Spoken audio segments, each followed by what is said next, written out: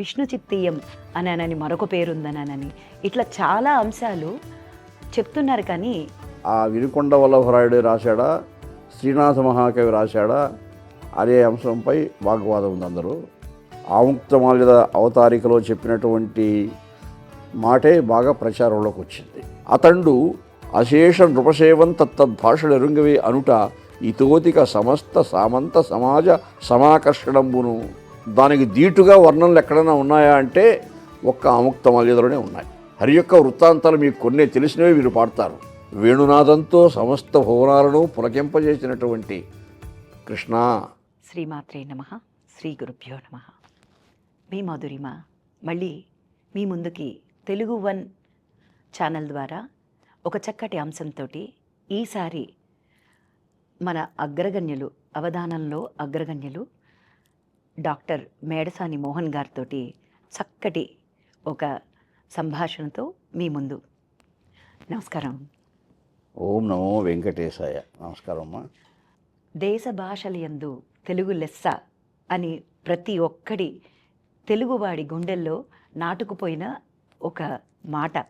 అది మన రాజైన విజయనగరం భూపతి, విజయనగర సామ్రాజ్య శ్రీకృష్ణదేవరాయల వారు రచించిన ఆముక్తమాల్యద అని చెప్పేసి ఇది పంచకావ్యాల్లో ఒకటనని, విష్ణు చిత్తీయం అనని మరొక పేరుందనని ఇట్లా చాలా అంశాలు చెప్తున్నారు. కానీ దీని యొక్క విశిష్టత, ఇది పంచకావ్యాల్లో ఒక కావ్యం ఎందుకయ్యింది అనేది మీ నోటి ద్వారా వినాలని అనుకుంటున్నామండి. దేశ భాషలందు తెలుగు లెస్స అని ప్రప్రథమంగా చెప్పినటువంటి కావ్యం క్రీడాభిరామం అనే కావ్యంలో వినుకొండ వల్లభరాయుడు చెప్పాడని అంటారు. అయితే ఆ వినుకొండ వల్లభరాయుడు రాశాడా, శ్రీనాథ మహాకవి రాశాడా అనే అంశంపై వాగ్వాదం ఉంది అందరూ. కానీ ఆ అంశాల కంటే కూడా శ్రీకృష్ణదేవరాయల వారు ఆముక్తమాల్యద అవతారికలో చెప్పినటువంటి మాటే బాగా ప్రచారంలోకి వచ్చింది. ఎందుకంటే ఆయన ఆంధ్రభోజుడు అనే బిరుదున్నవాడు, సాహితీ సమరాంగణ సార్వభౌముడు అనే బిరుదు కలిగినటువంటి వాడు, తెలుగువారి గుండెలలో బాగా ఆయన ప్రతిష్ఠింపబడినటువంటి ఒక చక్రవర్తి, విజయనగర సామ్రాజ్యాన్ని పరిపాలించిన ప్రభువుల్లో ఆయన ఒక తలమానికం వంటి మహానుభావుడు. అష్టదిగ్గజాలనే 8 మంది కవులనే కాకుండా ఇంకా కూడా చాలామంది కవుల్ని పోషించాడు ఆయన. మరి ఆముక్తమాల్యద అనే కావ్యము పంచకావ్యాల్లో ఒకటి. శృంగార నైషధం ప్రప్రథమంగా అవతరించినటువంటి కావ్యం పంచకావ్యాల్లో. శృంగార నైషధం అంటే శ్రీనాథ మహాకవి చెప్పాడు ఆ కావ్యాన్ని. తరువాత 4 కావ్యాలు రాయలవారి కాలంలోనే వచ్చాయి. మనుచరిత్ర, వసుచరిత్ర, పాండురంగ మహాత్మ్యము, ఆముక్తమాల్యద. ఈ 4 కావ్యాలు శ్రీకృష్ణదేవరాయల వారి కాలంలోనే వచ్చినట్లుగా మనం భావించవచ్చు.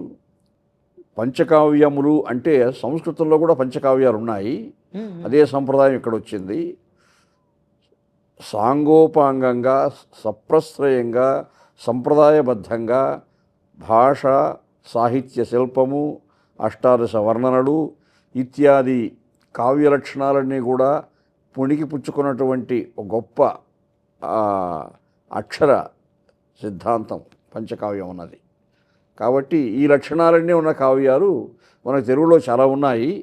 అందులో బాగా పేరెండెగ్గన్న కావ్యాలు ఈ 5 కావ్యాలు అని ఈ 5 కావ్యాలకు ఆ ప్రశస్తి ఆపాదించారు పండితులు, కవులు. కాబట్టి అటువంటి ప్రశంస అందుకున్నటువంటి మహానుభావుడు శ్రీకృష్ణదేవరాయల వారు. మీరన్నట్టు దేశ భాషలను తెలుగు లెస్స అనే మాట ఎప్పుడు వచ్చిందంటే ఆయన కళింగ సామ్రాజ్యం జయించాలనే కోరికతో దండెత్తిపోతూ ఉన్నాడు. మార్గమధ్యంలో విజయవాడలో కొన్నాళ్ళు ఆగాడు. అక్కడ సమీపంలో శ్రీకాకుళాంధ్ర మహావిష్ణు దేవాలయం ఉన్నది. ఆ దేవాలయం, ఆయన విష్ణు భక్తుడు కాబట్టి ఆ దేవాలయానికి వెళ్ళి ఏకాదశి వ్రతం అక్కడ చేసుకొని ఒక రాత్రి అక్కడ నిద్ర చేసినట్టుగా ఉన్నాడు. ఆ నిద్రలో ఆయనకి ఇష్టదైవమైనటువంటి విష్ణుదేవుడే సాక్షాత్కరించి ఈ కావ్యం రాయమని చెప్పినట్టుగా ఆయన చెప్పుకో ఉన్నాడు. ఓ అది ఈయన ప్రేరేపం కాకుండా స్వామి ప్రేరణ. వారే ప్రేరేపించి నా గురించి నువ్వు భగవంతుడే రాయి ప్రేరణ అన్నారు. కలిగించాడు అని ఆహా. ఆ భగవంతుడు సాక్షాత్కరించాడు. నీలమేఘముడాలు డీలు సేయగజాలు మెరుగు చామన ఛాయ మేనితోడ ఉదయార్క బింబంబు నరపు విడంబంబు తరుళంగనాడు కౌస్తుహముతోడ పులుగురాయను చెట్టు పొలవన్నె నురవెట్టు హొంబొట్టు జిలుగు ఎంటెంబుతోడ అరవిందముల ఖర్చులు అడగించు జిగేహెచ్చు ఆయతంబో కన్ను దొయితోడ తమ్మికేరుండ పెరకేల దండయిచ్చు లేములుడిపెడు లేజూపు లేమతోడ తొలకు దయదెల్పు చిరునవ్వు తోడ కల తదంధ్ర జలజాక్షుడిట్లని ఆనతిచ్చి అని చెప్పుకున్నాడు. ఆయన కౌస్తుభాలంకారుడై అరవింద దళాయతాక్షుడై గరుడవాహనారూఢుడై నీలమేఘశ్యాముడై సాక్షాత్కరించాడు ఆ రాయల వారికి. లక్ష్మీదేవితో కూడా. అందుకనే వెంకటేశ్వర స్వామి భక్తి ప్రపత్తులలో ఇది ఒకటి పంచకావ్యంగా ఉండి స్వామి వారికే అది అంకితం చేశారు ఆయన. ఆయన అంకితం అంకితం చేయమని కూడా భగవంతుడే చెప్పాడు ఆయనకి. ఓ తొలకు దయదెల్పు తమ్మికేరుండ పెరకేల దండయిచ్చు లేములుడిపెడు లేజూపు లేమతోడ అంటే అమ్మవారి చేతిలో ఒక తామర కూడా ఉన్నది. పద్మాన్ని పట్టుకున్న అమ్మవారు పద్మహస్తే పద్మదళాయతాక్షి అంటాం కదా, అలా కనిపించి రాయల వారిని ఆదేశించాడు. అయ్యా నీవు ఆ గోదాదేవి చరిత్రను కావ్యంగా రచించి నాకు అంకితం చెయ్యి అని. ఇదివరకే సంస్కృతంలో ఎన్నో కావ్యాలు చెప్పావు నువ్వు, అలా నన్ను మెప్పించావు. ఆంధ్ర భాష అసాధ్యంబే, అన్ని కావ్యాలు సంస్కృతంలో చెప్పిన వాడికి తెలుగు భాష అసాధ్యమా? కాబట్టి తెలుగు భాషలో చెప్పి నాకు మెప్పుదల కలిగించు. ఆంధ్ర భాష అసాధ్యంబే అందునొక్క కృతి వినిర్మింపు మిక మాకు ప్రియముగాగా అంటూ స్వామి వారే మన తెలుగుని దేవుడే చెప్పాడు. ఎన్నినుగూర్తునన్న వినుము ఏమును దాల్చిన మాల్యమిచ్చున పెన్నది రంగమందైన పెండిలి చెప్పుము మున్నుగుంటి ఏవన్ అనదండ ఒక్క మగవాడిడ నేను తెనుంగురాయడన్ కన్నడరాయ ఆ కొరతగప్పు ప్రియా పరిభుక్త భక్కతన్ అన్నాడు. నేను తెనుంగురాయడన్ అంటే తెలుగు భూమిలో తెలుగు సీమలో ఆంధ్రసీమలో అర్చామూర్తిగా ఉన్నటువంటి శ్రీకాకుళాంధ్ర విష్ణుదేవుడు. ఆయన పేరులోనే ఆంధ్ర విష్ణుదేవుడు అని ఉంది కదా, అదే చెప్పాడు. నేను తెనుంగురాయడన్ కన్నడరాయ, నిన్ను కన్నడరాయడంటాడు, నేను తెలుగురాయడిని. ఆ కొరతగప్పు ప్రియా పరిభుక్త భక్కతన్, ఈ తెలుగులో ఈ కావ్యం చెప్పి నాకు అంకితం చేసావంటే ఆ కొరత అన్నీ నువ్వు కూడా తెలుగురాయుడైపోయినట్టే అన్ని అన్నట్టు చెప్పాడు. అంతే కదండి, అంటే స్వామివారి చెప్పాడు. అప్పుడు ఆ సందర్భంగా అన్నాడు తిరుగదేలయన్న. తెలుగు భాషలో ఎందుకు చెప్పమంటున్నానంటే తిరుగదేలయన్న దేశంబు తెలుగు, నేను అర్చామూర్తిగా వెలసి ఉన్నటువంటి దేశం ఈ తెలుగు దేశం. దేశంబు తెలుగు ఈయను తెలుగు వల్లభుండ తెలుగొకండ ఎల్ల నృపులుగులో ఎరుగవే బాసాడి దేశ భాషలందు తెలుగు లెస్స అని అప్పుడు అన్నాడు అన్నమాట, అని భగవంతుడే అన్నాడు అన్నమాట. భాషల యందు తెలుగు లెస్స అని గర్వంగా చెప్తున్నాం. కానీ ఇది ఎక్కడి నుంచి వచ్చింది, ఈ నానుడి ఎవరు చెప్పారనేది మీ ద్వారా ఇప్పుడు ఈ ప్రజలకు తెలియజేయడం భగవంతుడే చెప్పాడు. భగవంతుడు సాక్షాత్ ఇప్పుడు శ్రీకృష్ణదేవరాయల వారికి అఖిలాండ కోటి బ్రహ్మాండ నాయకుడని ఏ దేవదేవుని మనం కీర్తిస్తున్నామో ఆ దేవదేవుడు దేశ భాషలందు తెలుగు లెస్స. నువ్వు ఎన్నో భాషలు మాట్లాడుతుంటావు కాబట్టి నీకు అన్ని భాషల్లో ఉన్నటువంటి అంశాలన్నీ కూడా అవగాహన ఉన్నవాడివి. కాబట్టి తెలుగు భాషలో ఒక మహాకావ్యం చెప్పి నాకు అంకితమోయన ఈ కల వెంకటపతి ఇష్టమైన వేల్పగుట తదీయాంకితము చేయుము అన్నాడు. నీవు నన్ను వెంకటపతిగా ఆరాధిస్తావు కాబట్టి, వెంకటేశ్వర స్వామి ఇష్టదైవంగా నువ్వు నన్ను కొలుస్తున్నావు కాబట్టి ఆ వెంకటపతికి అంకితంగానే ఈ కావ్యాన్ని నువ్వు రచించి నాకు చెప్పు అన్నాడు. విన్నారు కదా, మాతృభాష ఖచ్చితంగా తెలుగులో మాట్లాడమనని పూజ్యులైన వారి నోటికి ఉండంగా స్వామివారే సాక్షాత్తు రాజు చేత రాయించుకున్నారు. మన విజయనగర మాతృభాష అంటే ఆ తల్లికి తల్లి భాషకు తేడా లేదు. అవునండి, మనకు జన్మనిచ్చినటువంటి తల్లి మనకెంత ఆరాధ్య దైవంగా భావిస్తామో మన తల్లి భాష కూడా అలాగా మన తెలుగు భాష. ఆ తెలుగు భాష ఎంత గొప్పదో భగవంతుడే చెప్పాడు ఇక్కడ.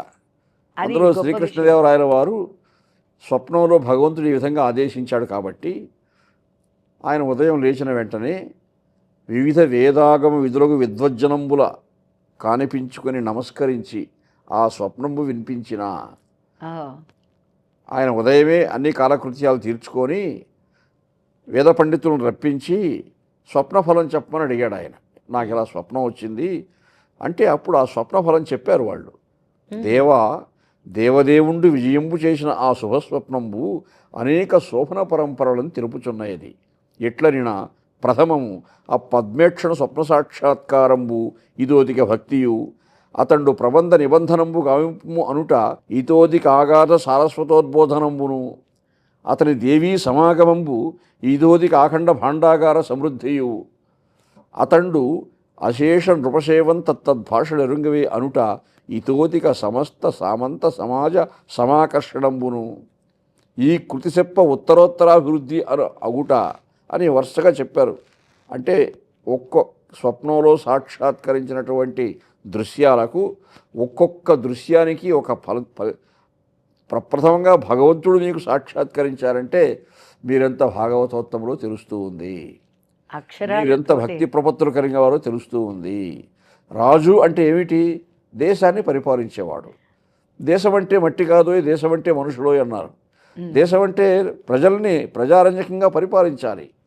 రాజన్నంతనే పోవున కృపయు ధర్మంబు ఆవిజాత్యంబు విద్యా జాతక్షమ సత్యభాషణము విద్వన్మిత్ర సంరక్షయున్ ఇన్ని లక్షణాలు ఉండాలని చెప్పారు మహాకవులు రాజుగారికి. అంటే మా వరకు తెలిసినంత వరకు రాజులంటే పోరాడి ఎంతవరకు సామ్రాజ్యం ఏదో యుద్ధాల్లో గెలిచేదే కాదు, అదే కాకుండా అక్షరాలతో ఒక భాండాగారాన్ని అంటే పంచకావ్యాల్లో ఒకటి కావ్యంగా నిలిచిన ఆముక్త్య మాల్యాన్ని నిలిపారంటే పైగా ఆ రాజలక్షణాల్లో కృపయు ప్రజలను దయతో పరిపాలించాలి, కఠినుడై కాదు.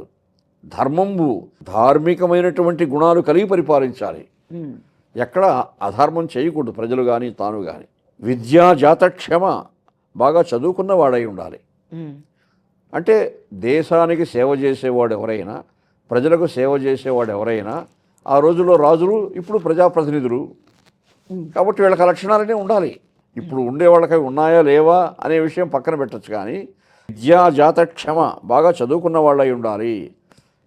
సత్యభాషణము సత్యాన్ని ధర్మాన్ని పలికే లక్షణం ఉండాలి, అబద్ధాలు వాగ్దానాలు కాదు.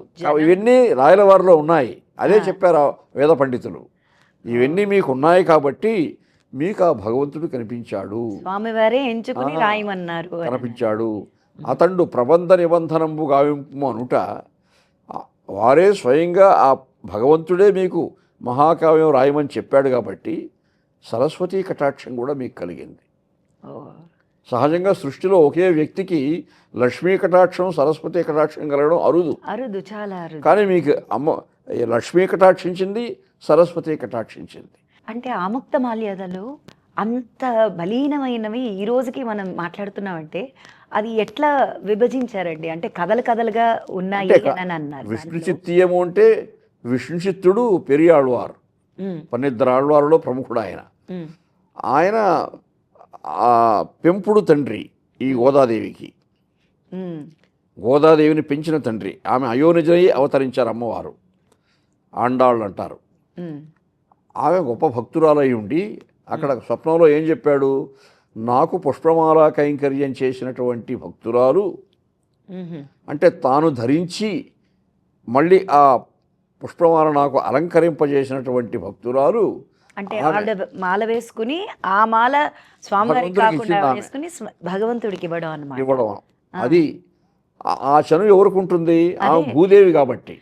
స్వామికి పట్టపురాణి శ్రీదేవి ఏ విధంగా పట్టపురాణిగా అమ్మవారు ఉన్నారో భూదేవి కూడా పట్టపురాణి కాబట్టి వారు దంపతులు దండలు మార్చుకోవడం సహజం.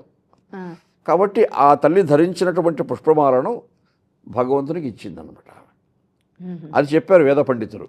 కాబట్టి భగవంతుడే మీకు రాయమని చెప్పాడు.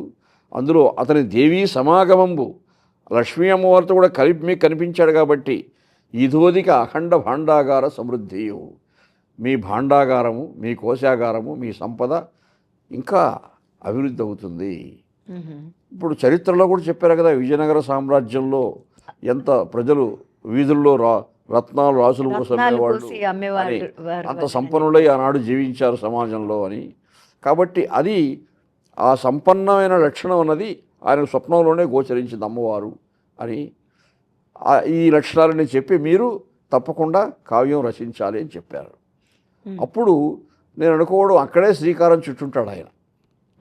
మొదటి పద్యం ఆ అవతారిక పద్యాలు కొన్ని అక్కడ రాసుంటాడు. శ్రీకాకుళాంధ్ర విష్ణుదేవుని సన్నిధిలోనే కూర్చొని శ్రీ కమనీయహారమణి చెన్నుగ తానును కౌస్తుభంబునందా కమలావధూటియు ఉదారతదోప పరస్పరాత్మలందు ఆకలితంబులైన తమ ఆకృతులు అచ్చట పైకి దోచి అస్తోకతన్ అందుతోచరణ సోవిరు వెంకట భర్త గొల్చదన్.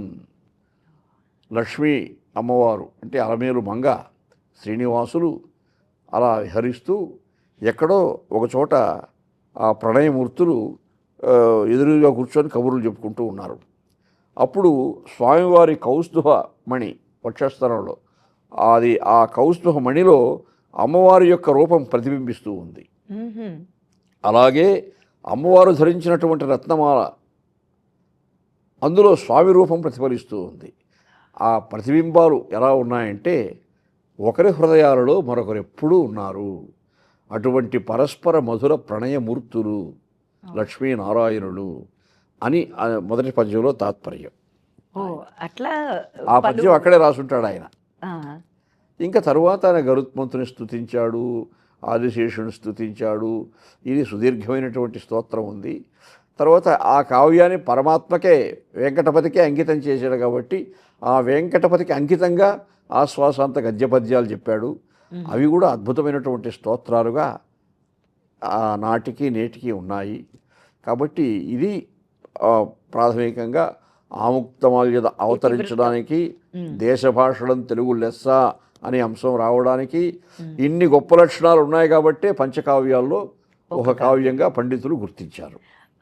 అంటే రాజు అనగానే మన ప్రకృతి, పర్యావరణం అండ్ రక్షణ ఇవన్నీ ఉంటాయి కదండి, అవన్నీ కూడా వివరించారా ఈ ఆముక్తమాల్యద కావ్యం? అంటే ప్రకృతి వర్ణనలు మీకు సంస్కృతంలో రామాయణంలో కిష్కింధాకాండలో ఉన్నాయి పుష్కలంగా.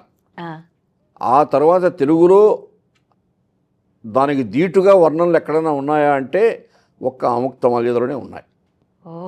అంత అద్భుతంగా రాశారు. అష్టాదశ వర్ణనలు, ఈ ప్రతి ఋతువులోనూ ఎలా మారుతూ ఉంటుంది, కాలము, ప్రకృతి, ఈ వర్ణనలన్నీ కూడా పుష్కలంగా చేశారు కృష్ణదేవరాయల వారు. అందులో ఈ పల్లెటూళ్ళు, ఆనాటి పల్లెటూళ్ళు ఎలా ఉన్నాయి, ఆ పల్లెల్లో జనజీవనం ఎలా ఉంది, రైతుల యొక్క జనజీవనం ఎలా ఉంది, ఇవన్నీ కూడా ఆయన కనులకు కట్టిట్టుగా వర్ణించారు. గురుగుంచంచలి తమ్మిరే దగిరి సాకున్ తింత్రిని పల్లవోత్కరమున్ గూర్చి పొరంటి నూనియలతో కట్టావి కుట్టారి కోగిరముల్ మెక్కి వడిన్ పసుల్ పొలమువోన్ క్రేపుల్ మెయిన్నాక మేకెరువన్ కుంపటి మంచమెక్కిరి ప్రభుత్వైకాప్తి రెడ్లజ్జడిన్. పేద రైతులు చిన్న చిన్న గుడిసెలు, నులక మంచాలు ఉంటాయి వాళ్ళ ఇళ్ళలో. వాళ్ళకేదో పరిమితంగా పశు సంపద, ఈ మేకలు, చిన్న పశువులు లాంటివి ఉంటాయి. బాగా జడిబట్టి వర్షం కురుస్తూ ఉంది, ముసురు పట్టింది అంటారు. అందులో బయట పోయి మేపుకోలేరు పశువుల్ని. ఆ నులక మంచం పైన పడుకొని ఏదో పొలాల్లో గట్ల పైన పడినటువంటి చెడిబిడి ఆకులు తీసుకొచ్చి పుల్లగూర చేసుకొని సంగటి ఆ పుల్లగూరతో తిని ఆ నులక మంచం పైన పడుకొని క్రేపులు మెయిన్నాక ఆవు దూడలుంటే ఒళ్ళు నాకుతూ ఉంటాయంటవి. మేకెరువుని కుంపటి కింద మేకెరువు కుంపటి పెట్టుకుంటారు వేడి కోసం, చలి ఉంటుంది కాబట్టి. అటువంటి కుంపటి కింద పెట్టుకొని నులక మంచంపై నిద్రపోతున్నారు రైతులు అని వర్ణిస్తాడు. ఒక మహారాజై ఉండి అంతఃపురాల్లో ఉండి ప్రజాజీవనాన్ని ఎంతగా ఆయన పరిశీలించారో చూడండి. ప్రభుల భుజహలరేఖలకెల్లా, నృపుల పదహలరేఖలకెల్లా మా భుజాగ్ర హలరేఖలే మూలమనుచు కోటి కొండలుగా ధాన్యరాశులు పండు వీట సుజన భజనైక విఖ్యాతి శూద్రజాతి. శూద్రులు అంటే వ్యవసాయం చేసుకునేవాళ్ళు.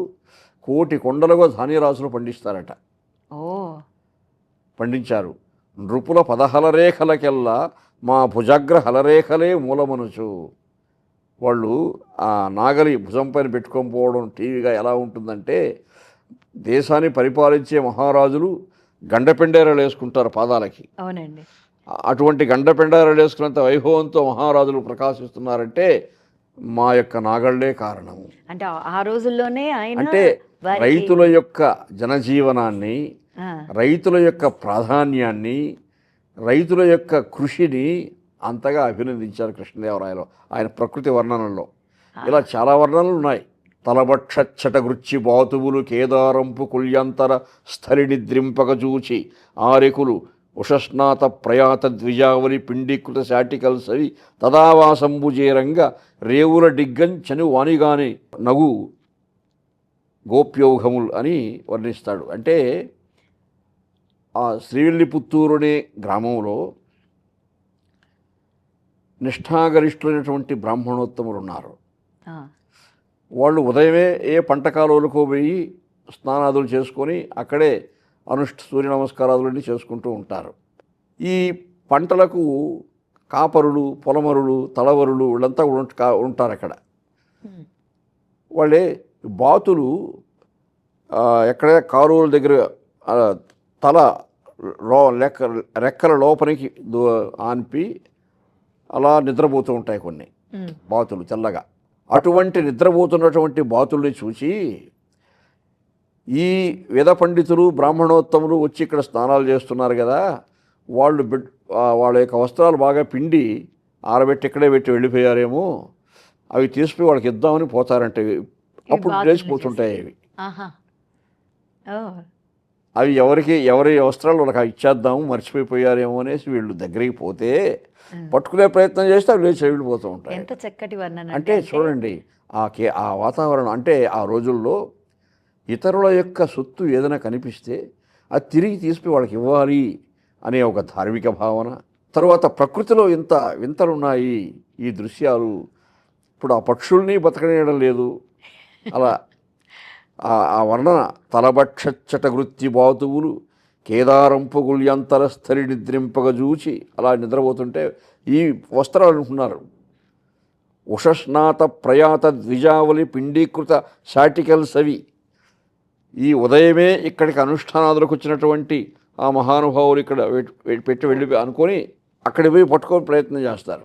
రేవుల డిగ్గన్ జనివాణి చనువాణి గాని గని నవ్వును శాలిగోప్యౌహములు. అంటే రాజనే పరిపాలించే ఒక అంటే పరిపాలుడికి ఆయన ఎలాంటి ఒక దృష్టి ఉండాలి. పల్లెటూళ్ళు పరిశీలించాడు, ఉమ్, పంట పొలాలు పరిశీలించాడు, జనజీవనాన్ని అంతగా ఆ మహారాజు. అంటే మారువేషాలు తిరుగుతూ ఉంటాడు ఆయన అని చెప్పారు కదా, అవునండి. అలా మారువేషాలు తిరిగి అన్నీ చూచాడు ఆయన. కాబట్టి రాజుకు ఉండాల్సిన ప్రతి లక్షణము ఇక్కడ ఆయనలో ఉంది. అది అంటే ఆయన శైలి, ఆయన రైటింగ్ వాటిల్లో మనకి ఇక్కడ కనిపిస్తుంది. అంటే అది ఒక కథ మూలంగాను ఇంకొక మూలంగాను మొత్తం అట్లా. గోదాదేవి ప్రత్యేకత ఏమిటండి ఈ దీంట్లో? అంటే ఆయన దృక్కోణంలో ఎలా రచించారు గోదాదేవి ఒక క్యారెక్టరిస్టిక్? అంటే ఇప్పుడు మనం చూస్తున్న ఆడపిల్లలకిను గోదాదేవికి లక్షణాలు, అంటే ఇప్పుడు మన భావితరం వాళ్ళు నేర్చుకోవలసిన ఒక అంశం గోదాదేవిలో, అంటే ఈయన దృక్కోణంలో. ఆ గోదాదేవి ఆమెను ఆండాళ్ళు అంటారు తమిళ దేశంలో, చుడి కొడుతనాచ్యార్ అని కూడా అంటారు, ఆముక్తమాల్యదాని సంప్రదాయజ్ఞులు పేర్కొంటారు. ఆమె నేపథ్యం ఏమిటంటే విష్ణుదేవుడు వరాహావతారం ధరించినప్పుడు భూమిని సుస్థితంగా తన దంష్ట్రాగ్రములపై నిలిపాడు అంతరిక్షంలో. హిరణ్యాక్షుడు అనే రాక్షసుడు బంతిలాగా ఆడుకుంటూ ఉంటే వాడిని సంహరించి ఈ భూమిని అంతరిక్షంలో ఒక చోట నిలిపాడు ఆయన. అమ్మవారిని ఆ నిలిపినప్పుడు పులకించాడట స్వామి. స్వామి నా స్పర్శ చేత పులకిస్తూ ఉన్నాడని భూదేవి ఆనందించింది. కానీ నీ స్పర్శతో పులకించినటువంటి పులకింతలు కాదివి. ఇదే సమయంలో ఒక దేవాలయంలో ఒక భక్తుడు కీర్తనలు పాడుతున్నాడు. మద్భక్త ఎత్ర గాయంతి తత్ర తిష్టామి నారద అని కూడా చెప్పాడు కదా. నా భక్తులు పారవస్యంతో ఎక్కడ నన్ను గురించి గానం చేస్తుంటారో నేను అక్కడ తాండవం చేస్తూ ఉంటాను అన్నాడు భగవంతుడు. కాబట్టి ఆ గానం వినిపించినందుకు నాకు ఈ పులకింత కలిగిందని చెప్తాడు భూదేవికి. అయితే ఒక భక్తుడు, ఒక భాగవతుడు అంత తన్మయుడే మిమ్మల్ని కీర్తించాడు కదా, అందుకు పులకించారు మీరు. నేను కూడా మీ యొక్క గుణనామ సంకీర్తనం చేయాలి, ఆ విధంగా చేసేట్టుగా నాకు ఒక జన్మ కావాలి అని అడుగుతుంది. ఇప్పుడు వరాహావతారం కృతయుగంలో జరిగింది. ఈ యుగంలో భక్తి ప్రపత్తులు ఉన్నాయి జనాలకు, పర్వాలేదు. కలియుగంలో పూర్తిగా నశించిపోతాయి. అప్పుడు కలిపురుషుడి ప్రభావం చేత అజ్ఞానాంధకారంతో జనులు కొట్టుమిట్టాడుతూ ఉంటారు. అటువంటప్పుడు నువ్వు జన్మించి, నువ్వు అవతరించి ఈ భక్తి ప్రచారం చేశావంటే ఈ నామ సంకీర్తనం చేస్తే బాగుంటుంది అని చెప్తాడు. అందుకు అనుగుణంగా కలియుగంలో ఆ భూదేవి అయోనిజగా విష్ణుచిత్తునికి లభించింది. శ్రీవిల్లిపుత్తూరులో విష్ణుచిత్తుల వారు ఒక అర్చక స్వామి ఆయన. అక్కడ వటపత్ర సాయి కృష్ణుడు అర్చామూర్తి, వటపత్ర బాలకృష్ణుడు. ఆ బాలకృష్ణుడు అర్చిస్తూ ఉంటాడు. ఆయన ఎంత భాగవతోత్తముడు అంటే ఆయన నిష్ఠాగరిష్ఠుడై ఆ భక్తి ప్రపత్తుల చేత, భాగవత లక్షణం చేత పరమాత్మను తన్మయుడే సేవిస్తున్నాడు. కాబట్టి ఆయనతో ప్రతిరోజు భగవంతుడు మాట్లాడతాడట. అంత గొప్పవాడు ఆయన. కాబట్టి అంత గొప్పవాడు కాబట్టే ఆయనకు ఒకరోజు హఠాత్తుగా తులసీవనంలో అమ్మవారు కనిపిస్తారు. ఒక తులసీవనం ఆయన పెంచుకుంటూ ఉంటాడు, ఒక పుష్పవనాన్ని. భగవంతునికి పుష్ప కైంకర్యం చేయడం కోసం ఆయన పెంచుకునే ఒక వనం ఉంది. ఆ వనంలోకి అప్రయత్నంగా ప్రవేశిస్తాడు ఒకరోజు. ప్రవేశిస్తే రోజు ఈయన కూర్చునే ఒక అరుగు ఉంటుంది అక్కడ, తిన్నె. దానిపైన ఆ బిడ్డ పండుకోనుంది. ఎవరి బిడ్డ అని చూస్తే ఆశ్చర్యపడతాడు. ఆ బిడ్డ అంత సుకుమారంగా ఉంటుంది. ఆ చుట్టూ తులసి గుబురుగా అల్లుకొని ఉన్నాయి చెట్లు. ఆ చెట్ల మధ్యలో ఈ తిన్నె ఉంది, దానిపైన ఉంది.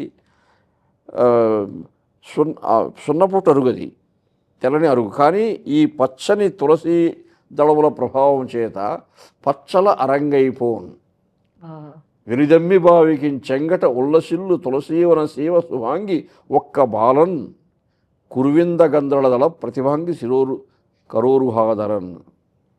ఆమె చిన్న పసిబిడ్డ, పసికందు. ఎవరి బిడ్డ ఇక్కడెందుకు పెట్టారు, ఎవరు పెట్టారు ఇక్కడ అని ఆ బిడ్డను ఎత్తుకుంటాడు ఆయన. చుట్టుపక్కల చూస్తే ఎవరూ లేరు. మరి నాకు సంతానం లేదు కదా, ఈ బిడ్డని ఈ విధంగా భగవంతుడు ఇచ్చాడేమనుకొని తానే పెంచుకుంటాడు. ఆమె ఆండాళ్. ఆమె దినదిన ప్రవర్ధమానంగా పెరుగుతూ, ఆమె తండ్రి భాగవతోత్తముడు కాబట్టి ఆయన గుణనామ సంకీర్తనం చేస్తూ రోజు ఇంట్లో నిష్ఠాగరిష్ఠుడై ఉన్నాడు కాబట్టి అవన్నీ ఈమెకు వచ్చాయి, సంక్రమించాయి. అవి ఇందువదన ధరాంగన కావున, ధరాంగన అంటే భూదేవి కాబట్టి ఆ సంస్కారం చేత బాల్యం నుంచి భగవంతుని గుణనామ సంకీర్తనం చేస్తూ ఉంది ఆ తల్లి. అయితే పిల్లల్ని అనద్దు, తల్లిదండ్రులు ఏం చేస్తారో అవే పిల్లలకి సంక్రమిస్తాయి. అది ఆయన తెలియజేస్తున్నారు. అది తల్లిదండ్రులు సంస్కారవంతులైతే సంస్కారవంతులు అవ్వాలి. తల్లిదండ్రుల యొక్క సంస్కారాన్ని బట్టి బిడ్డలకు వస్తాయి. తండ్రి ఎంత తన్మయుడై భగవంతుని కీర్తిస్తున్నాడో, అర్చిస్తున్నాడో, దేవాలయానికి వెళ్తున్నాడో, పుష్పమాలలు కట్టుతున్నాడు, ఎత్తుకోబోతున్నాడు, స్వామికి అలంకరిస్తున్నాడు. ఈమె కూడా పుష్పమాలలు కట్టడం బాగా నేర్చుకున్నది. ఆయనలాగా ఈయన కూడా కీర్తనలు పాడడం బాగా నేర్చుకున్నది. శ్రీపతి మీది గీతముల ప్రేమ విపంచికనంట పాణి సంతాపముతోడ మెట్ల మైనంబు కరంగిన డించి పాడు ఆలాపిని దాల్చి పెన్ జమటలన్ మరి తంత్రులు జజ్జుకోన్ కళాలాపిని తానే పాడును గళంబును గద్గదమైన మ్రాన్పడును. అంటే ఆ గోదాదేవి సంకీర్తనలు పాడే దృశ్యం ఎలా ఉంటుందంటే వీణావాదనం చేస్తూ ముందు పాడడం ప్రారంభిస్తుందట. ఆ భగవంతుని మనసులో స్మరించుకొని పరవశించి విరహాన్ని అనుభవిస్తుంది. పరమాత్మ యొక్క విరహాన్ని అనుభవించడం వల్ల ఒళ్ళు వేడెక్కింది. ఆ వేడికి వీణ తంత్రులు కరిగిపోతున్నాయి. మెట్ల మైనంబు మైనం ఉంటుంది కదా, ఆ మైనం కరిగిపోతుంటే తంత్రులు సరిగా పలకవేక అప్పుడు పక్కన పెట్టి తంబూర లాంటి మరొక పరికరం తీసుకుంటుంది. ఆ పరికరంతో మళ్ళా పాడుతూ కూర్చుంటుంది. ఉంటే ఇంతసేపు ఒళ్ళు వేడెక్కింది విరహం చేత. ఇప్పుడు ఆ వేడి చల్లారి చెమట పడుతూ ఉందట రెండో దశలో. ఆ చెమటకు మళ్ళీ ఈ మైనం కరిగిపోతుంది, తంబురకుండే మైనం. అది కూడా సరిగా పలకడం లేదు. అవి కూడా పక్కన పెట్టేసి తానే ఏ పరికరం లేకుండా పాడుతూ ఉందట. ఇవన్నీ కూడా అలిసిపోతున్నాయి కానీ ఆవిడ అంటే మాత్రం ఆమె అలవాటు లేదు పాడడంలో అసలు. ఆసక్తి, భగవంతుని గురించి నోరు నవ్వంగా హరికీర్తి నుడువడేని అన్నాడు కదా పోతన గారు. అవును. అట్లా పాడి ఉంటుంది ఆ తల్లి. అలా పాడుతూ పాడుతూ పాడుతూ కళంబును గద్గదమైన, ఇది పాంచభౌతిక శరీరమే కదా ఎంతైనా కానీ, ఒకానొక దశలో వలసిపోతుంది, గద్గద స్వరం వచ్చేస్తుంది, ఉమ్. మ్రాన్పడు మూర్ఛలు కింద పడిపోతుందట. అప్పుడు చెలికత్తెలు గుర్తించి ఎంత పారవశ్యంతో పాడకూడదమ్మా, పరిమితంగా పాడుకోవాలని చెప్తారు. విందామె ప్రతిరోజు ఆ విధంగా మూర్ఛలు కింద పడిపోతుంటుంది. అప్పుడు విష్ణుచిత్తునికి తెలుస్తుంది, అయ్యో ఆయన చెప్పి చూస్తాడు, ఆమె వినదు. అందుకని ఏం చేస్తాడంటే ఒక ఆజ్ఞ జారీ చేస్తాడు. ఆమె చెలికత్తెలు ఉంటారు కదా చాలామంది, వాళ్ళు పాడుతూ ఉంటే నువ్వు విను, ఆహా. నువ్వు పాడదు. రోజు మూర్ఛలు కింద పడిపోతూ ఉంటే అలాగా వాళ్ళు పాడుతూ ఉంటారు, నువ్వు విను ఉమ్. అని చెప్తాడు. అలా 2-3 రోజులు జరుగుతుంది. కానీ ఆ తల్లి ఉండగలదా? పాడకుండా ఉండలేదు. అలా ఒక్కరోజు వాళ్ళు పాడుతూ ఉంటే ఆపి, మీ పాడిన హరిచందములు ఏ పాటి తలంపవచ్చు, మీరు పాడుతున్నారు ఏదో తెలిసిన కథలే పాడుతుంటారు, మీకెవరికి తెలియని కథలు పాడుతాను నేను చూడండి అని మళ్ళీ ఏం నేర్చుకో అని. అప్పుడు వ్యాధస్థుతి వ్యాజనింద అంటారు. ఆహా. ఉమ్, ఉమ్. భగవంతుని తిట్టినట్టే ఉంటుంది, అది ప్రశంస అవుతుంది. అటువంటివి తిట్టచ్చు. ఆ విధంగా పాడుతూ కూర్చుంటుంది. ఆ, ప్రేమతో. ధరపై ఈతడు పూర్వకల్పముల సక్త స్త్రీ విశాలంబకాంబురుహ శ్రేణి జలంబుమై పులకలన్ పూరించుచున్ వేగు దుర్భర కర్మం బలమంగవచ్చు జలజత్వ స్తబ్ద రుమత్వ కేసరితల్ భూర్యవతారదంభమున ఆచ్ఛాదించు తా ప్రౌఢిమై. ఎలా ప్రారంభిస్తుందంటే ఆ పాడడం, మీకు తెలిసిన హరికథలు కొన్నే, హరి యొక్క వృత్తాంతాలు మీకు కొన్నే తెలిసినవి మీరు పాడతారు, మీకెవరికి తెలియని నేను పాడుతున్నాను చూడండి. ధరపై ఈతడు పూర్వకల్పముల, మనకు 4 యుగాలు ఉన్నాయి, 4 యుగాలు కలిస్తే ఒక మహాయుగం, కొన్ని మహాయుగాలు కలిస్తే ఒక కల్పం. ఈ సృష్టి ప్రారంభమై ఎన్ని కల్పములు జరుగుతుందో మనకు తెలియదు. పూర్వకల్పాలలో అంటే సృష్టి ప్రారంభమైన ఉన్నప్పుడు కల్పాలలో ఈ దేవదేవుని అవతారాలు రామావతారం నుంచే ప్రారంభమయ్యేవి. మత్స్య కూర్మ అవతారాలు, మత్స్య కూర్మ వరాహాది అవతారాలు లేవు అప్పుడు. ఆ అవతారాలు ఎప్పుడొచ్చాయంటే, ఒక కల్పంలో ఏం జరిగిందంటే, రామావతారంలో శ్రీరాముడు పుంసాం మోహన రూపాయ, అందగాళ్ళకి అందగాడు కదా ఆయన మహాసౌందర్యమూర్తి. ఆయన దండకారణ్యంలో చిత్రకూటంలో మహర్షుల ఆశ్రమాలకంతా పోతూ మహర్షులను సేవిస్తూ ఉన్నాడు. సేవిస్తూ ఉంటే ఆయా ఆశ్రమాల్లో మహర్షులు వాళ్ళు కూడా గృహస్థులే, వాళ్ళ అమ్మాయిలు ఉన్నారు. వాళ్ళంతా ఏం చేశారు, కట్టకట్టుకొని వాళ్ళ తండ్రులను అడిగారు, తల్లిదండ్రులని, మమ్మల్ని రామునికి ఇచ్చి పెళ్లి చేసేయండి అని. అలా కొన్ని వేల మంది. సరే, ఒకరోజు మహర్షులంతా పోయి అడిగారు, రామా మా పిల్లలంతా మిమ్మల్ని వలచి వరించి వస్తున్నారు అంటే, అయ్యా ఈ అవతారంలో ఏకపత్ని వ్రతుండి కదా, ఇంకా నేను పెళ్లి చేసుకునే అవకాశాలు లేవు, కృష్ణావతారంలో చేసుకుంటాను అని. అందుకోసం కృష్ణావతారంలో 8 మంది రాణులే కాకుండా 16,000 జీవనాయికలను కూడా పెళ్లి చేసుకున్నాడు. హరి నరకాసురం గెలిచి అద్దనుజేంద్రుని ఇంటనున్న అచ్చరల కొలంబు వారి ఎలజవ్వనమున్ పొలివోని వారి తన్వరునిగా కోరువారి లలనామణులను 16 వేవురన్ పరిణయమయ్య నారదుని పంపున సౌఖ్యరసైకలోలుడై. అలా ఆ 16,000 మంది వాళ్ళు ఎవరంటే రామావతారంలో మునిబాలికలు, వాళ్ళు ఆ వరం కోరిన వాళ్ళు. అయినా ఆ 16,000 మందిలో ఇంకా మిగిలిపోయారంట చాలామంది, అవకాశం రాలేదు వాళ్ళకి. ఆ రాని వాళ్ళు శపించారు, పోరా మా ఉసురు తగులుతుంది నీకు, ఎంత మిమ్మల్ని వలచి వరించి ప్రేమించి ఆరాధిస్తే మమ్మల్ని కాదంటావా, కాబట్టి నువ్వు మత్స్యమైపోదువుగాక అనొకరు, నువ్వు కుర్మమైపోదువుగాక అనొకరు, నువ్వు పందివైపోదువుగాక అనొకరు, నువ్వు అసలు మనిషి కాదు మృగము కాదు అలా కూడా అయిపోదువుగాక అనొకరు, నువ్వు మరుగుజ్జు అయిపోదువుగాక అనొకరు. అంటే అందుకు అనుగుణంగా ఆ శాపాలని వీడు అవతారాలుగా మలుచుకున్నాడు. మనం శాపం పెట్టినవి కూడా స్వామివారు దానికి అవతారాలుగా మలుచుకున్నాడు ఆహా. అని చెప్తుంది అని పాడుతుంది ఇవే గోదాదేవి గారు. గోదాదేవి. బహుశా అది ఆ తల్లి కల్పన కావచ్చు. ఆ మహాకవులు శిల్పకల్పన ప్రియులు కదా, కాబట్టి ఆమె కవిత్వ దీక్ష ఉంది ఆమెకు జన్మకు.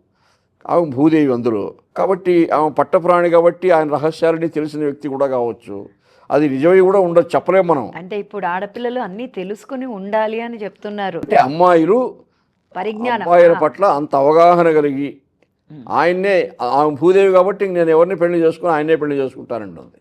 అంటే అన్నిటి మీద ఒక అవగాహన ఉండాలి ఆ, ఆడపిల్లలకి. ఇప్పుడు స్పష్టమైన అవగాహన. ఖచ్చితంగా అంత అవగాహనతో తెలిసి పాటు ఆమె ఉండాలి. చెప్తుంది, ధరపై ఈతడు పూర్వకల్పముల సక్త స్త్రీ విశాలాంబకాంబురుహ శ్రేణి చలంబుమై పులకలను పూరించుచున్వేగు దుర్భర కర్మం బలమంగా వచ్చు. ఆ పులకించి వీడిని వరించి వచ్చినటువంటి అమ్మాయిలను కొంతమంది తిరస్కరించాడు కాబట్టి 16,000 మందికే అవకాశం ఇచ్చాడు కాబట్టి ఆ మిగిలిన వాళ్ళు శపించగా మత్స్య, కూర్మ, వరాహ, నారసింహ, వామన ఈ అవతారాలు వచ్చాయి వాడికి.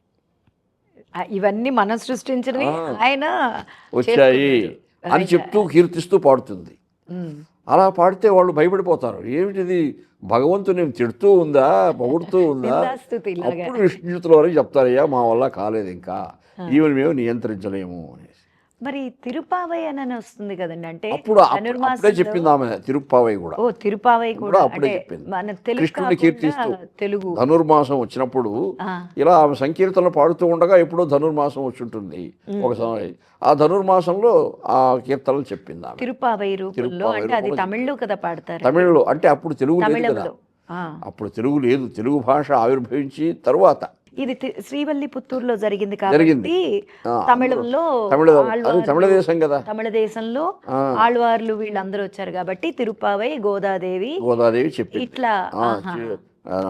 వారణమాయిరము, వారణమాయి. తిరుప్పావై, మన వెంకటేశ్వర స్వామి వారికి కూడా సాతు కళ్యాణంలో సాతు- వారణమాయిరం సాతు చెప్తారు కదా, ఆ, అది అవన్నీ అప్పుడు ఆ తల్లి చెప్పింది. ఆమె భగవంతునే వివాహం చేసుకునేది కాబట్టి ఆ వివాహ సంప్రదాయాలన్నీ కూడా చెప్పింది. ఓ. చెప్పి అప్పుడు ఈ విధంగా పాడుతూ ఉంటే అప్పుడు ఆయన తెలిసి చింతాక్రాంతుడు అవుతాడు విష్ణుచిత్తుడు. ఏమిటి భగవంతుని ఇలా విమర్శిస్తే ఎలాగా, తప్పు కదా అంటే అప్పుడు తెలుస్తుంది ఆయనకి, అయ్యా ఇది ఒకటే కాదు, ఆమె రోజు మీరు పుష్పమాలలు కడుతున్నారు కదా, ఆమె ముందు వేసుకొని చూసుకొని బావిలో నీడ చూసి తర్వాత అలాగా బుట్టలో పెడితే అవి తెచ్చి అవి తిరిగిపోయి మీరు ఎత్తిపోయి వేస్తున్నారు భగవంతుని కంటే ఇంకా బాధపడిపోతాడు, ఏడుస్తాడు, వలవల ఏడుస్తాడు. అప్పుడు ఆ భగవంతునికి విన్నవించుకుంటాడు. దినదిన ప్రవర్ధమానమగు తనయా తనుగ్లానికి అత్యంత దుఃఖితుండై రాయలవారు రాస్తారు. ఎంత దుఃఖించాడో ఆయన ఈ గోదాదేవి యొక్క ఈ అంశాలన్నీ చూచి స్వామికే విన్నవించుకున్నాడు. దేవా దేవరపుత్రియగు మదీయ దేవర రాశియగు మదీయ పుత్రి ఏమి గురించియో విచిత్రమైన తపశ్చర్యం గాత్రశోషంబు చేయుచున్నది. ఆమె దేవర దాసి, మీ దాసియే నాకు తెలుసు, కానీ ఆమె పూజలు ఎలా ఉన్నాయి, ఆమె మాటలు ఎలా ఉన్నాయి, నాకు బాధగా ఉంది స్వామి అని చెప్పుకున్నాడు. అప్పుడు భగవంతుడు చెప్పాడు, అయ్యా నువ్వు బాధపడవలసిన, ఆమె భూదేవి యొక్క అవతారం. భూదేవి అంటే శ్రీదేవి ఎంతో భూదేవి అంతే భగవంతునికి. కాబట్టి ఆమె పట్టపు రాణి కాబట్టి ఆమె ధరించిన పుష్పమాల నాకు అలంకరించవచ్చు. అందువల్ల ఆమె మానవ మాత్రులు వరించదు. ఆమె కోరినట్టుగా శ్రీరంగనాథునికే ఇచ్చి వివాహం చేయి అంటాడు. ఆ తర్వాత ఆ శ్రీరంగనాథును గోదాదేవి కళ్యాణంతోనే ఆ కావ్యం పూర్తవుతుంది. ఓహో. అంటే అదే ఆముక్తమాల్యద. ఓ అంటే రాయల వారికి మన సాంప్రదాయాలు, భక్తి, పెళ్లి సంప్రదాయాలు, మంగళసూత్రాలు కట్టడం, జీలకర్ర ఇవన్నీ పెట్టడం, ఇవన్నీ వర్ణించారు రాయల వారు. అంటే సాంప్రదాయాలు కాకుండా, సంరక్షణ కాకుండా, ప్రకృతి కాకుండా, ముఖ్యంగా రాజు అంటే ఒక పరిపాలించే రాజు యొక్క కర్తవ్యం, ఆయన ఎలా ఉండాలి అనే దృక్కోణం కూడా ఒక కథగా, అంటే ఒక 80-60 రాజనీతి పద్యాలు చెప్పాడు. రాజనీతి పద్యాలు. అందులోనే ప్రసక్తంగా యామునాచార్యుని కథ వస్తుంది. యామునాచార్యులు వారు ఆ యామునాచార్యుని యొక్క కథలో పరిపాలించి వారు మళ్ళీ భక్తి విష్ణువుకి అంకితం అయిపోవడం అని అంతే. ఆయన ఆ సందర్భంలో యామునాచార్యుడు అంటే ఆయన జీవితంలో ఆయన ఎన్నో దశలు చూచాడు. ఆయన ఉమ్, యామునాచార్యుడు పెద్దలు పెట్టిన పేరు.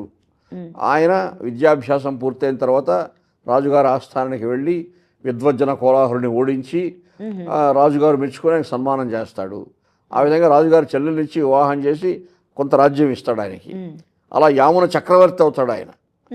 యామునాచార్యుడు యామున చక్రవర్తి అయినాడు. మళ్ళీ యావన చక్రవర్తిగా ఉన్నప్పుడు మళ్ళీ కొంతకాలం విరక్తి కలిగి ఆయన ఆళవందార్ అని పేరు మార్చుకొని ఆహా, ఈ రాజ్యాన్ని కుమారునికి అప్పగించేస్తాడు.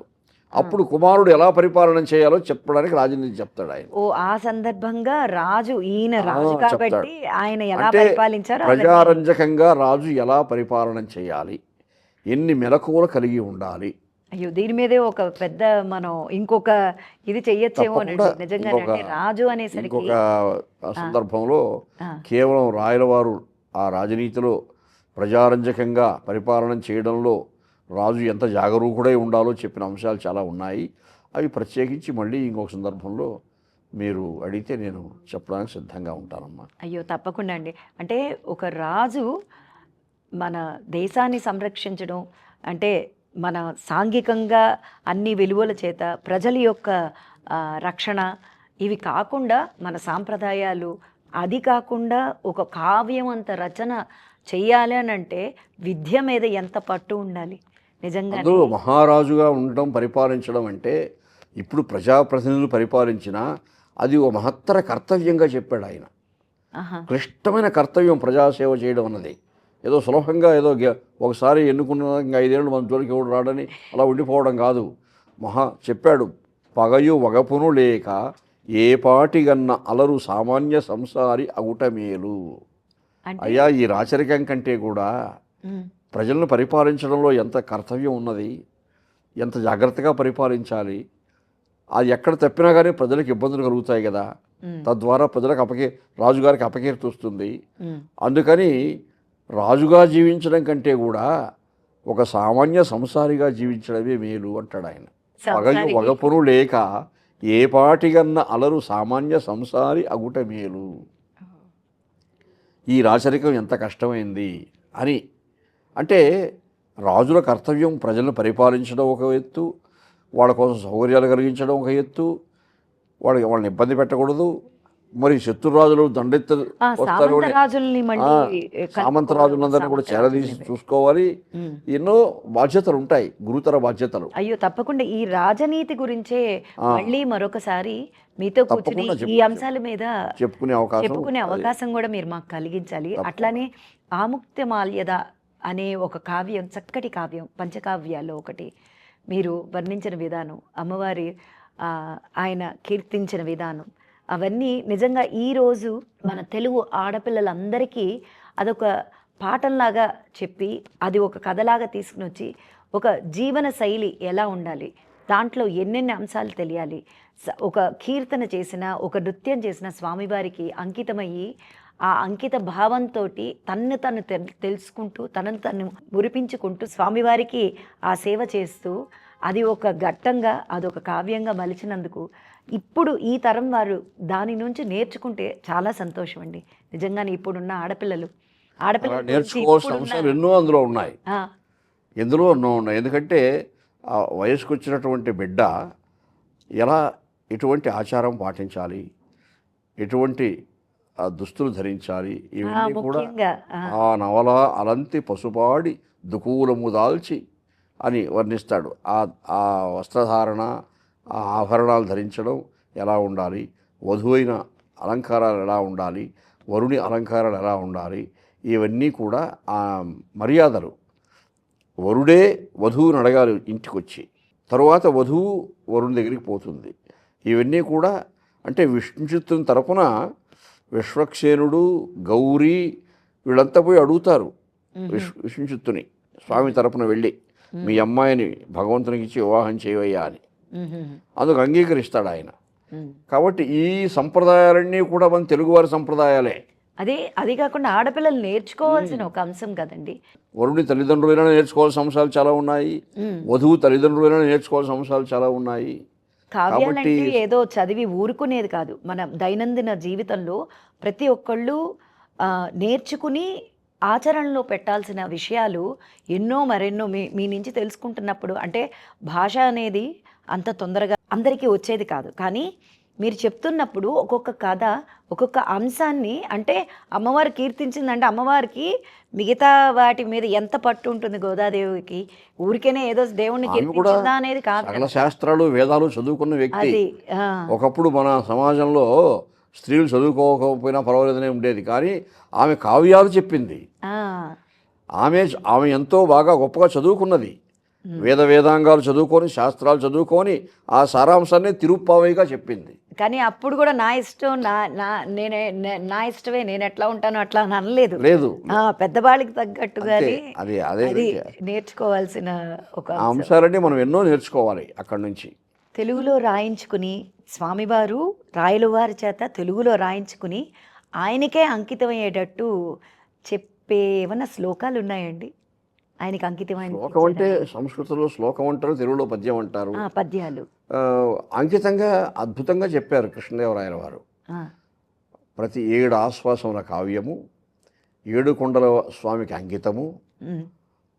ఒక్కొక్క ఆశ్వాసము మొదట్లోనూ చివరిలోనూ వెంకటేశ్వర స్వామి వారి వైభవాన్ని అత్యద్భుతంగా వర్ణించినటువంటి పద్యాలు చాలా అవి ఒక అపూర్వమైనటువంటి రచనా శిల్పంతో ప్రకాశిస్తాయి. ఆశ్వాసాలు అంటే తెలుసుకోవచ్చా? ఆశ్వాసం అంటే చాప్టర్ అంటాం కదా మనం, చాప్టర్స్, అధ్యాయాలు అంటాం కదా. అధ్యాయాలు, ప్రథమాశ్వాసము, ద్వితీయాశ్వాసము, తృతీయాశ్వాసము అలా అంటారు. అలా 7 ఆశ్వాసములు అంటే 7 అధ్యాయములు. 7 అధ్యాయాలు అంటే 7 కొండల వాడికి 7 విష్ణుచిత్తుల వారితో ప్రారంభించి ఆయన కథే కొన్ని ఆశ్వాసాలు వస్తుంది. అలా గోదాదేవి కథ చివర వస్తుంది, చివరి ఆశ్వాసాల్లో వస్తుంది. పాండురాజు అని ఆశ్వాసం ప్రారంభమయ్యేటప్పుడు ఆ భగవంతుని వైభవాన్ని వర్ణిస్తూ ప్రారంభిస్తాడు. ఆ ఆశ్వాసం పూర్తయ్యేటప్పుడు అలాగే వర్ణిస్తాడు. అలా వర్ణించినటువంటి స్తోత్రాలు కూడా అద్భుతంగా ఉంటాయి. అవి ఏ శంకర భగవత్పాదులు, రామానుజాచార్యుల వాళ్ళు చెప్పినట్టు ఆ స్తోత్రాల స్థాయిలో ఉంటాయి. ఇవి కూడా యమ నియమాది లభ్య ద్రుహిణాది జరన్ మరుదిభ్య సంస్కృతి శ్రమ హరణామ కీర్తన ముర ప్రవికర్తన పాతకావలి దమన రమంగన కమన తామరసాయత నేత్ర భక్త హృద్భ్రమ తృణదాత్ర భూ యువతిరంజన వర్ణజితాబ్ర ఖంజన. యమ నియమాది లభ్య అంటే యమము నియమము, అంతరేంద్రియ నిగ్రహము, బహిరేంద్రియ నిగ్రహము. అలా ఇంద్రియ నిగ్రహాది తపశ్చర్యలు కలిగి యోగానుష్ఠానం చేసే మహానుభావులకే నీవు ప్రసన్నమవుతావు, లభిస్తావు అని ఆ ఒక్కొక్క విశేషణంలో ఆ స్వామి వైభవాన్ని కీర్తించాడు. అలా చివరి ఆశ్వాసంలో స్కంద సరస్తటీరమణ కందర చందన కుందవాటిక మంద సమీరలోల వనమాలిక నిర్మల దివ్య విగ్రహాస్పంద వివాధరీకృత నభస్ఫుటకాళిక వల్లవాంగన బృంద మనోభిమాన ధృతిభేదన పేశల వంశవాదన అని స్వామి పుష్కరిణీ తీరంలో వెలసినటువంటి ఆనందనిలయ విమానంలో అర్చామూర్తిగా ఉన్న ఓ దేవాది దేవ అని కృష్ణావతారాన్ని కీర్తిస్తాడు ఆ పద్యంలో. ఆ పేశల వంశ వేణునాదంతో సమస్త భువనాలను పులకింపజేసినటువంటి కృష్ణ అని కీర్తిస్తూ ఆ ఆశ్వాసం పూర్తి చేస్తారు. అంటే నాకు అనిపిస్తుంది ఆ మొదటి పద్యం శ్రీకాకుళాంధ్ర విష్ణుదేవుని సన్నిధిలో రాసుంటాడు.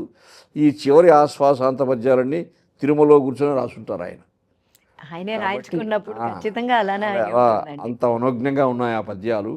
ఆ పద్యాలతో భగవంతుని స్తోత్రం చేయడం కూడా ఇప్పుడు భక్తులు చేస్తూ ఉంటారు. అక్కడ కళ్ళకు కట్టినట్టు ఉందండి మీరు చెప్తుంటే. నిజంగానే అక్కడ స్వామివారి కల్లోకి రావడం, రాయల వారు కూర్చోవడం, చక్కగా ఒక్కొక్క పద్యాన్ని అలా వల్లె వేసుకుంటూ వెళ్ళడం నిజంగా కళ్ళకు కట్టినట్టు. మరి ఆ స్వామివారి దయ అందరికీ రావాలనని, అట్లా ఈ చూస్తున్న ఈ కార్యక్రమం చూస్తున్న ప్రతి ఒక్కరికి అలాంటి ఒక సన్నివేశం కళ్ళ ముందు కనిపిస్తే ఇంకా స్వామివారు సాక్షాత్కరించి ఆయన దీవించినట్టే. నిజంగానే చాలా సంతోషం అండి. చక్కటి పద్యాలు. నమో వెంకటేశాయ. నమో వెంకటేశాయ. తెలుగువన్ రమ్మంది తెలుగువన్.